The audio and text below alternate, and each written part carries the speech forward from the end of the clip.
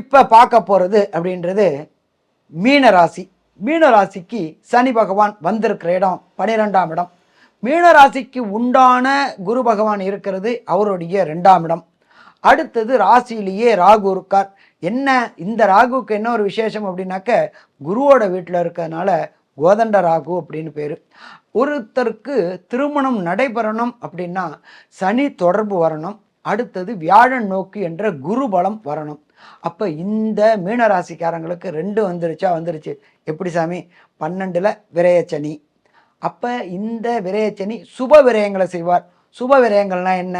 நீண்ட நாளாக திருமணம் தடை தாமதம் ஏற்பட்டவங்களுக்கு திருமண தடை தாமதம் விலகக்கூடியது. அடுத்தது நம்பர் 2, வண்டி வாகனம் வாங்கக்கூடிய காலகட்டங்கள். நீண்ட நாளாக வீடு வாங்கணும், இடம் வாங்கணும் அப்படின்னு நினச்சிக்கிட்டு இருந்த இந்த மீனராசி அன்பர்களுக்கு 2ஆம் இடமான வாக்கு தனம் குடும்பஸ்தானத்தில் குருவும் 12ஆம் இடத்தில் சனி பகவானும் ஆட்சி பெற்ற சனி பகவானாக இருக்கிறதுனால வண்டி வாகனம் வீடு வாங்கக்கூடிய வாய்ப்புகள் மிக மிக அதிகம். அடுத்தது ராகு இருக்காரு.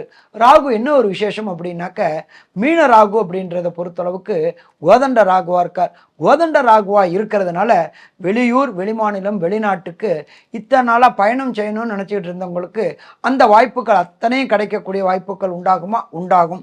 சரி, அது மட்டும் இல்லை, அங்கேயே ஒரு வியாபாரம் தொடங்கி அதுலேருந்து தொடர் வருமானம் வரக்கூடிய காலகட்டங்களும் இந்த காலகட்டங்கள். அடுத்தது தனஸ்தானாதிபதியான குரு பகவானே தனஸ்தானத்தில் இருந்துக்கிட்டு அவர் உங்களுடைய ராசிக்கு 10ஆம் இடமான தனுரையும் பார்க்குறார்.